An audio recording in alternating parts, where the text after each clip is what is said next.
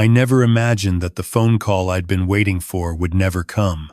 My name is Gerald Whitmore. I'm 67 years old, and I've lived in Christchurch my whole life, through the earthquakes, through the rebuild, through the kind of slow, steady grief that comes from watching a city you love put itself back together piece by piece. I know what it means to invest in something that matters. I know what it means to believe in a future that hasn't arrived yet. I also know, now, what it feels like to be left out of the moment that future finally does. But I'm getting ahead of myself. Let me start where it all began, in my kitchen, on a Tuesday morning in late autumn, when my son sat across from me with that look on his face, the one I'd seen since he was 9 years old, the look that meant he wanted something, but was too proud to ask directly. His name is Callum. He was 34 at the time, and he had his mother's eyes pale green, almost gray in certain light, and her way of tilting his head slightly when he was choosing his words carefully. His mother, my wife Diane, had passed 4 years earlier from a stroke. Sudden, without warning, the way the worst things always are. After she died, Callum and I grew closer than we'd been since he was a teenager. We had Sunday dinners. We called each other on her birthday. We were, I believed, genuinely close. He sat at my kitchen table that Tuesday morning and told me about his dream. A restaurant. Not just any restaurant, a proper fine dining establishment in the Queenstown area, where tourism was booming and the demand for quality hospitality had never been higher. He'd done his research. He showed me a folder, printed spreadsheets, market analysis, projected revenue figures, photos of the proposed site, a converted heritage building on the edge of the town center, stone walls and high ceilings and the kind of bones that take decades to build. I've already spoken to the owner, he said. He's willing to sell, but I need to move quickly. These things don't stay available. I looked at the photos. I looked at my son. I thought about Diane. She always believed in Callum more fiercely than he believed in himself. He just needs someone to trust him first, she used to say. Once someone trusts him, he'll rise to it. I asked him how much he needed. He looked down at the table. To do it properly, the purchase, the fit-out, the equipment, the first 6 months of operating costs, I'd need around $430,000. I didn't flinch. I'd sold the family home in Maryvale 3 years earlier, after it became too large and too quiet without Diane. I'd bought a smaller place in Sumner and invested the difference conservatively. I had the money. And what does your wife think? I asked. His wife, Renée. They'd been married for 2 years by then. She was originally from Auckland, and she worked in marketing, sharp, well-presented, always with an opinion ready before you'd finished asking the question. I didn't dislike her, but I'd never fully warmed to her either. There was something careful about the way she interacted with me, calculated, almost, like she was always running a quiet assessment. Renée is fully on board, Callum said. She's going to handle the front of house, the branding, the social media side of things. She's actually really excited about it. I nodded slowly. I told him I'd think about it, but I already knew what I was going to do. I transferred the money in 2 stages. The first $210,000 went through in June, covering the property purchase and initial legal costs. The second stage, $220,000, followed in September, once Callum had confirmed the fit-out contractors were ready to begin. I didn't ask for a formal loan agreement. He was my son. I trusted him. I thought that was what a father did. What I asked for, instead, was simple. Keep me in the loop, I said. I don't need to be involved in the day-to-day, but send me photos when you can. Let me know how it's progressing.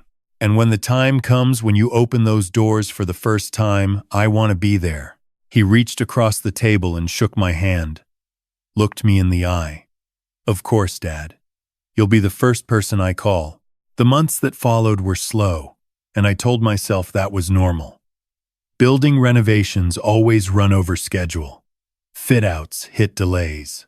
I received occasional texts, a photo of the new kitchen benches, a quick message saying the flooring had arrived, a brief note that the liquor license application was progressing. Not much, but enough to keep me reassured. Or so I thought. Renée called once, in November, asking if I could contribute an additional $15,000 for some unforeseen acoustic treatment costs. I transferred it without hesitation. The total I had given them was now $445,000. After that, things went quieter. I told myself they were simply busy. The final stretch before an opening was always the most hectic. I didn't want to be the anxious father hovering at the edges, second-guessing every decision. I gave them space. I was patient. Christmas came and went. Callum and Renée came to Sumner for Christmas Day, and we had a pleasant enough afternoon.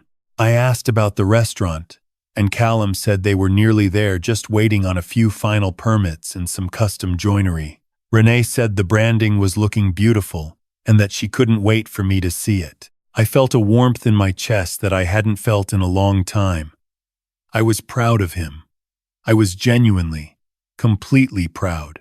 I drove home that evening feeling full, not just from the meal, but from the sense that something I'd invested in was about to bloom. What I didn't know was that it had already bloomed 6 weeks earlier, without me. I found out on a Thursday afternoon in late February. I'd been in Queenstown for an unrelated reason. An old colleague of mine from the surveying firm I'd worked at for 30 years had retired and moved there, and a small group of us had gathered for a farewell lunch. Afterwards, walking back to my car through the town center, I passed a restaurant I didn't immediately recognize. Warm light through the windows, even in the afternoon. A tasteful sign above the door in brushed brass lettering. Ridgeline. I stopped. I looked at it for a long moment. The proportions were familiar. The position of the windows. The arched entrance with the original timber framing.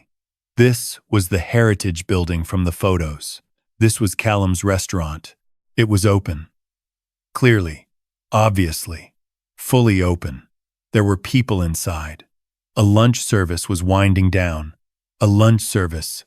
A chalkboard sandwich sign on the footpath advertised a set menu. There were reviews printed and framed in the window. I could see the star ratings from where I stood. I didn't go inside. I couldn't, not yet. I stood on the footpath with the autumn wind coming off the lake, and I did the only thing I could think to do. I called Callum. It rang 4 times and went to voicemail. I called again. Voicemail. I sent a text. Callum, I'm standing outside Ridgeline. Give me a call when you get a moment.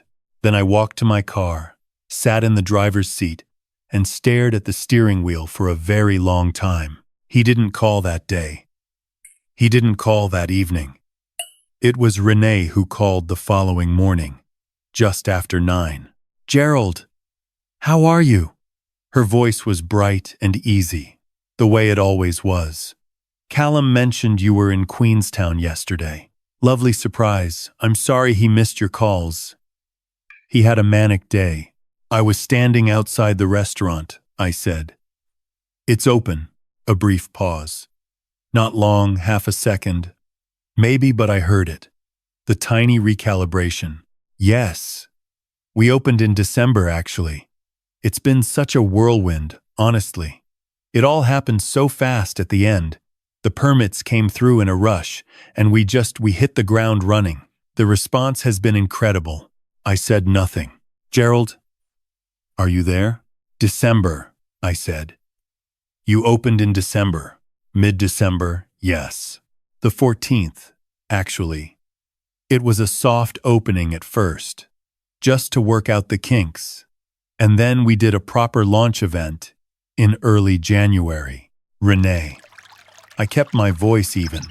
I had spent 30 years as a senior surveyor managing complex projects with difficult stakeholders. I knew how to keep my voice even. I gave your family $445,000. Callum told me he looked me in the eye and told me that I would be the first person he called when those doors opened. Another pause. Longer this time. Gerald, I understand that you're upset, and I think there was obviously a communication breakdown somewhere along the way, and was I invited to the launch event? Silence. The launch event in early January, I said. The proper one. Was I invited?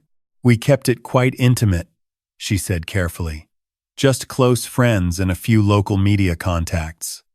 For the brand positioning, we really needed it to feel, I see, I said. Thank you for explaining. I ended the call. I sat in my kitchen in Sumner with my morning tea going cold, and I thought about what Diane would have said. She would have been furious quietly, precisely furious. The way she got when something violated her sense of basic decency. But she also would have told me not to do anything rash. Get the full picture first, she'd say. Then decide what kind of man you want to be about it. So I waited. Callum called that evening. He sounded tired and slightly defensive, which told me that he and Renée had spoken in the hours between.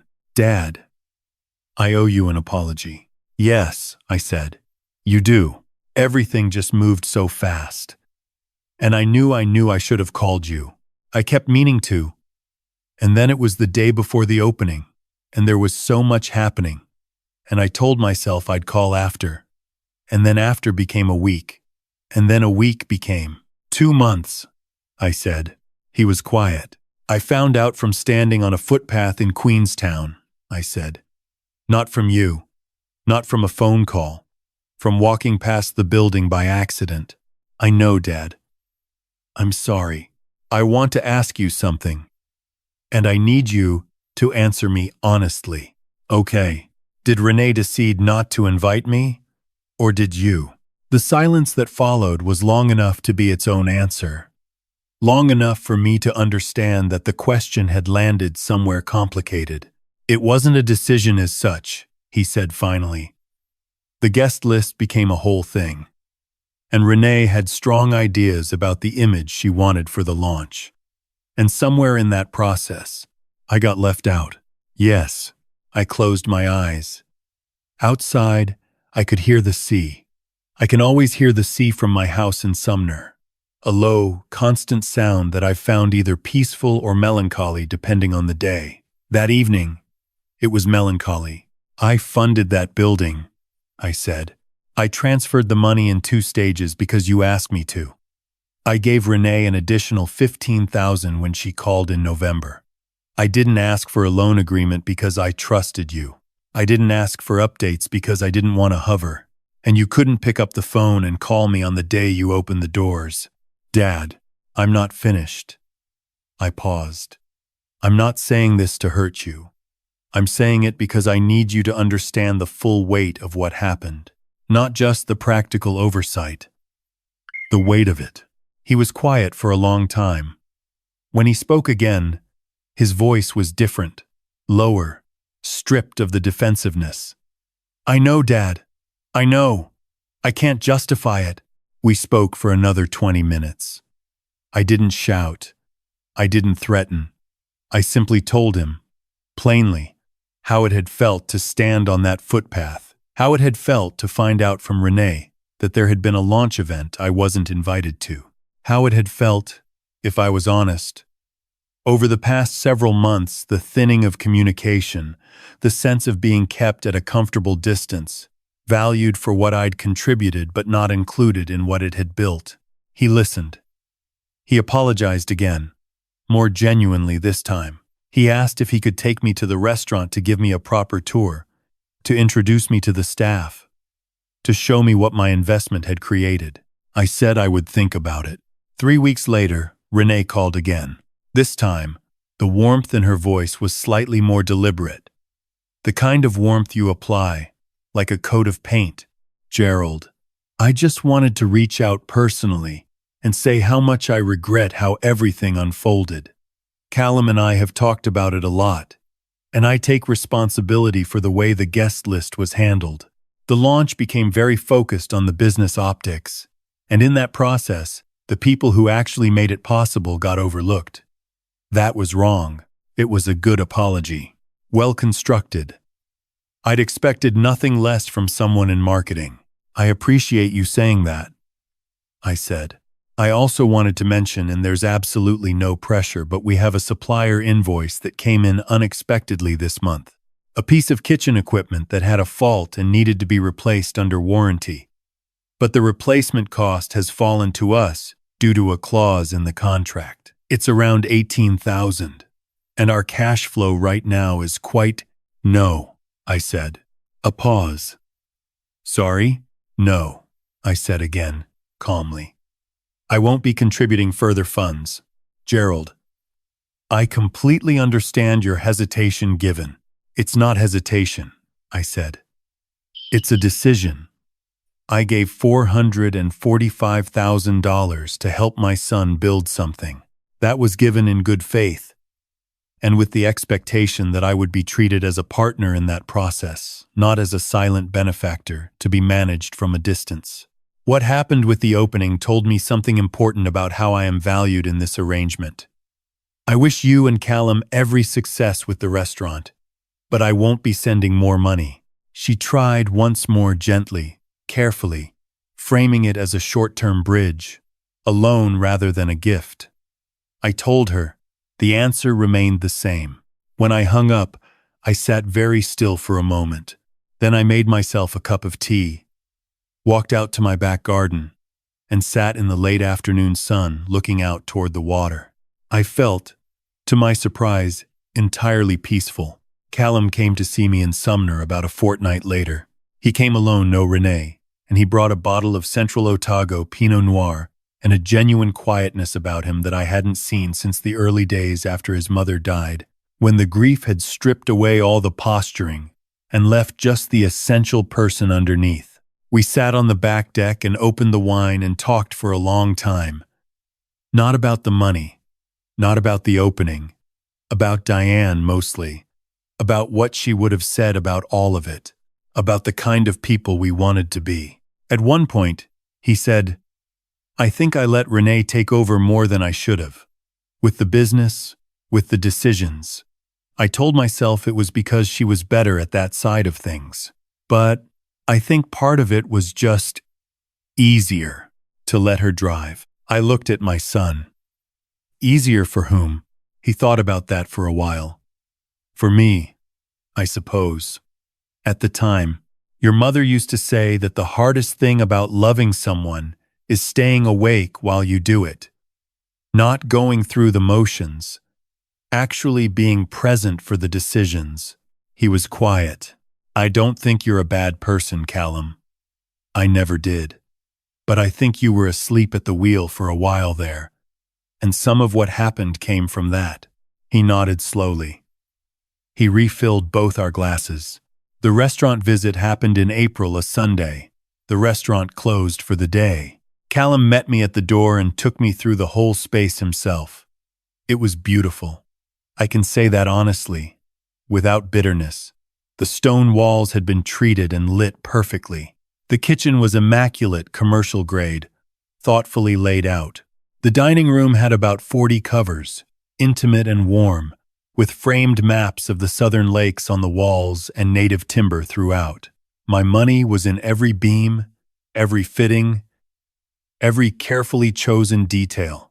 One of the kitchen staff was there prepping for the week ahead, and Callum introduced me simply. This is my dad. He made this place possible. It was a small thing, but it was the right thing. We had lunch together at a corner table Callum had cooked, which he'd always been good at, something I'd forgotten. Afterwards, sitting over coffee, he said, I want to work out a proper repayment structure, not just because I feel obligated, because it's the right thing to do. We agreed to have a proper conversation with an accountant present. Nothing rushed, nothing pressured. Just a formal acknowledgement of what had been given and what was owed, structured in a way that was fair to both of us. It was more than I'd expected, and I told him so. What I didn't expect, and perhaps should have, was the conversation Callum told me about a few months later when he and Renée began going to couples counseling. He mentioned it quietly, over the phone, without much fanfare. "We're working some things out," he said, "about how we make decisions, about whose voice gets too loud sometimes." I didn't ask for details. It wasn't my place, but I noted it, and I was glad. As for Ridgeline, the restaurant is doing well. I've been back 3 times since that first Sunday visit. Once for my birthday, where Callum reserved the best table without being asked. Once with my old colleagues from the surveying firm, who were delighted by the food and kept asking how I'd known about the place. And once on my own, on a quiet midweek evening in July, where I sat by the window and had a glass of that same Central Otago Pinot and watched the last of the light leave the sky over the Remarkables. It was, by any measure, a beautiful place, and I had helped build it. Not because my name was on the door, not because anyone could see what I'd given, but because sometimes the most meaningful investments are the ones made in people in their capacity to grow, to take responsibility, to become, eventually, someone you can be proud of. What I learned from all of this, and I share it because I believe it matters, is that love without structure is a gift that can be too easily forgotten. When we invest in the people we care about, we must be willing to have the honest conversation, not because we distrust them, but because clarity is a form of respect. A loan agreement is not a sign of suspicion. A seat at the table is not an imposition. An invitation to share in the moment your sacrifice helped create is not too much to ask. I also learned that the way someone treats you when things are going well tells you something important. Not everything people are complicated, and sometimes they simply fail in moments they should have risen to. But pay attention, and when the moment comes to hold a boundary, hold it calmly, without cruelty, without drama, simply and clearly. There is a particular kind of dignity that comes from being wronged and choosing not to be destroyed by it, from absorbing the disappointment, sitting with it honestly, and then deciding, deliberately, what kind of person you intend to be going forward. My wife understood that. She lived it every day, in ways large and small. I'm still learning, but I think slowly, imperfectly, with the occasional glass of good red wine on a deck overlooking the sea, I'm getting there.